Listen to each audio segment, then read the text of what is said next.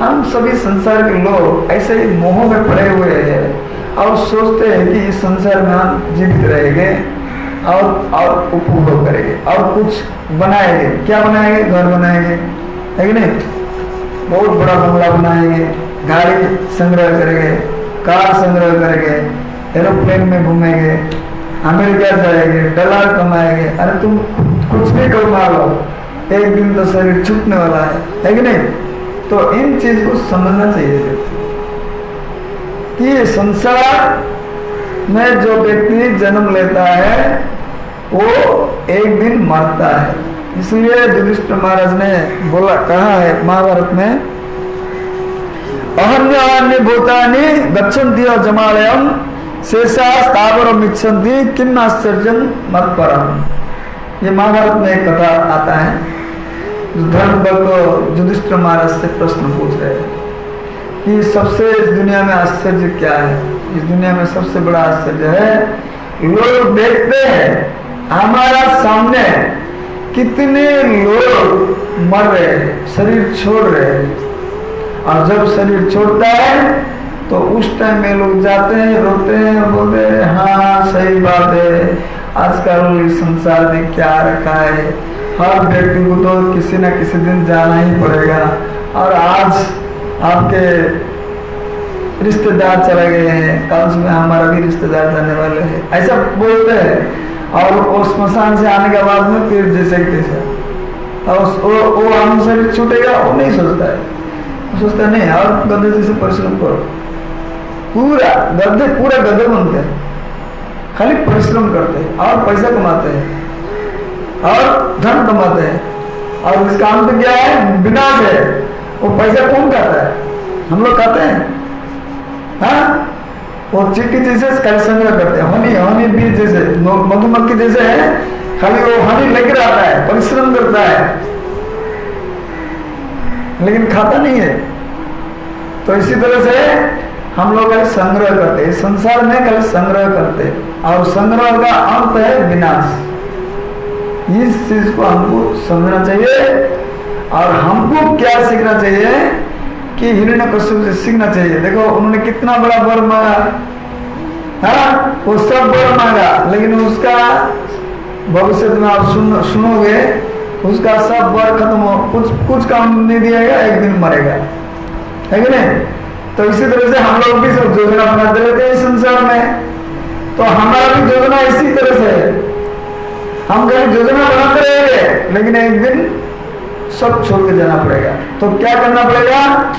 तो वितृष्णा होना चाहिए, त्याग मनोवृत्ति आना चाहिए इस संसार में। अगर हमको इस संसार में किसी को शांति बनाना चाहिए तो ये जो आसक्ति है, ये जो मोह है, ये मोह और आसक्ति, लोभ हो, काम हो, लोभ हो, इससे दूर रहना चाहिए। इस संसार में बहुत सारे रस है, लेकिन मनुष्य लोगों को काम रस पकड़ के बांध के रखा है। काम रस समझते हो ना?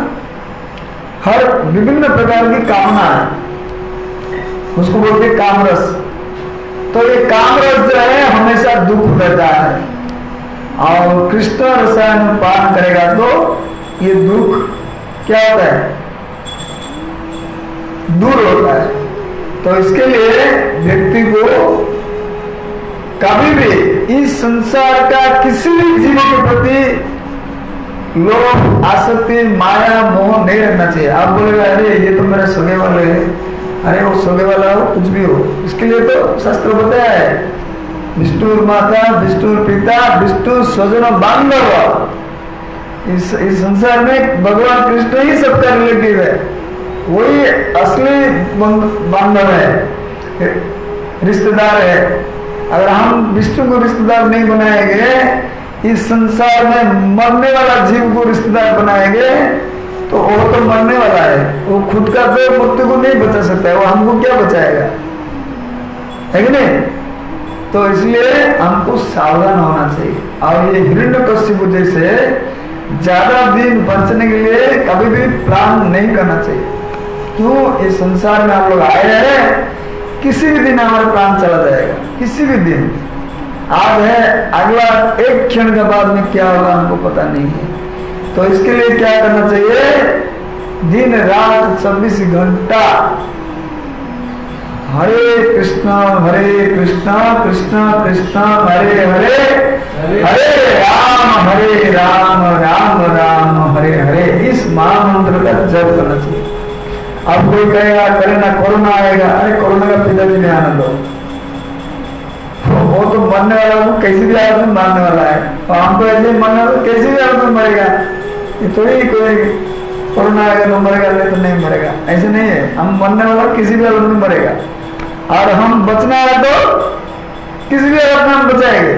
भगवान हमको हत्या करता है तो कभी नहीं सोचना इस संसार में बचेगा, और मधुमक्खियां जैसे खाली परिश्रम करना, पैसा लेकर आओ जमा करो बैंक में, मरने के बाद में कोई कौन खाता है पता ही नहीं है कि नहीं।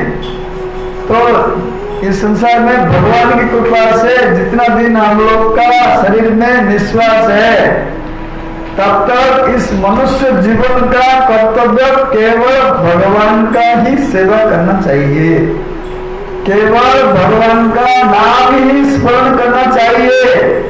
इस संसार में भगवान कृष्ण का नाम और भगवान कृष्ण ही सत्य वस्तु है, कृष्ण को छोड़कर बाकी सब असत्य है, और हम लोग सब असत्य वस्तुओं को सत्य वस्तु सोच करके प्रेम करते हैं, तो ये हमारा मूर्खता है। शास्त्रों में तो बताया संसार में सब असत है, कोई सत्य नहीं है, तो इस चीज को हमको समझना चाहिए। तो इसके लिए श्रीमद् भागवत प्रादुर्भाव हुआ, इस श्रीमद् भागवत का आविर्भाव हुआ कि लोगों का जो अज्ञानता है उस अज्ञान को दूर करो, और ज्ञान के माध्यम से, ज्ञान चक्षु से व्यक्ति को समझना चाहिए कि संसार में हम लोग 84 लाख शरीर जन्म लिया, 84 लाख शरीर धारण किया, और हर शरीर में हम क्या किया, कितना पैसा कमाया, हाँ कितने बच्चे कमाए, जितना भी कमाया सब गवाया, हाँ कुत्ता बिल्ली सुअर मेढक सांप जो भी शरीर, कितना पैसा कमाया, कितना बाल बच्चे कमाया, किधर ये सब बाल बच्चे, कितना आर निद्रा भय मृत्यु किया, किधर गए सब, हाँ। तो ये जो मनुष्य शरीर मिला, ये आर निद्रा भय मृत्यु के लिए नहीं मिला है, केवल भगवान कृष्ण की सेवा करने के लिए। ये आर निद्रा भय मृत्यु 84 लाख के लिए है, मनुष्य शरीर के लिए नहीं है, ध्यान रखो, इतना चीज ध्यान रखो। ये मनुष्य शरीर मिला है तपस्या करने के लिए, और तपस्या इंद्रिय तृप्ति के लिए नहीं है, भौतिक चीज को संग्रह करने के लिए नहीं है, किसी भी प्रकार का उपभोग करने के लिए नहीं है। इस शरीर मिला है तपस्या करो, कृष्ण को प्राप्त करने के लिए ये मौका है। कि अगर ये मनुष्य शरीर आप लोग छोड़ दोगे तो अभी पता नहीं फिर 84 लाख से कब आपको रक्षा मिलेगा, बोल नहीं सकता है, दोबारा मनुष्य शरीर मिलेगा या नहीं मिलेगा कोई भरोसा नहीं। तो उससे अच्छा है अगर हमको भगवान की कृपा से सुवर्ण सुजोग मिला है, मनुष्य शरीर मिला, गीता भागवत मिला, बहुत सारे साधु उनके मुख से सुनते हैं, साधु संग करते हैं, भागवत सुनते हैं, समझते हैं, तो क्या करना चाहिए, इंद्रिय तृप्ति से दूर रहना चाहिए, किसी भी प्रकार का इंद्रिय तृप्ति से दूर रहो। अन्य वांछा अन्य पूजा छरि ज्ञान कर्म आनुकूल्येन सर्वेंद्रिय कृष्णानुशीलन, ये भक्ति उत्तम, ये उत्तम भक्ति है।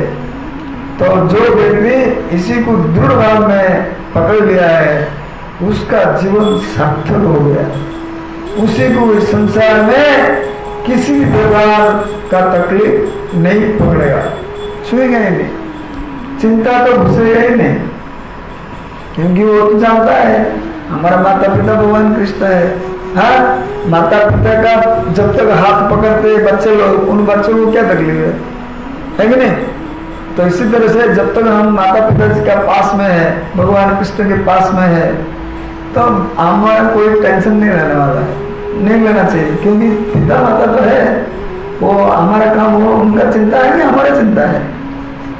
हाँ, तो भगवान का ऊपर भरोसा करना चाहिए, अवश्य रखे कृष्ण विश्वास पाओ। अगर कोई ऐसा विश्वास करता है तो वो व्यक्ति इस संसार से तुरंत मुक्त हो जाए, तुरंत अभी 1 सेकंड के अंदर मुक्त हो जाए। हरे कृष्ण।